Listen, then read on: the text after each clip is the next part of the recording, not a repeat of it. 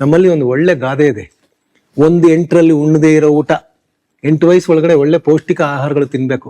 WHO ಹೇಳುತ್ತೆ proteins are building blocks of life ಅಂತ. 8 ವಯಸ್ಸು ಒಳಗಡೆ ಹಾಲು, ತುಪ್ಪ, ಬೆಣ್ಣೆ, ಮೊಟ್ಟೆ ಏನ್ ಕೊಡ್ತಾರೋ ಸಸ್ಯಾಹಾರಿ ಮಾಂಸಾಹಾರಿ ತರ ಕೊಡ್ಬೇಕು. 2 ಕಲಿದೇ ಇರೋ ಪಾಠ 16 ವಯಸ್ಸು ಒಳಗಡೆ ತೀರ್ಮಾನ ಆಗ್ಬಿಡ್ಬೇಕು ನೀನ್ ಏನ್ ಓದ್ಬೇಕು ಅಂತ.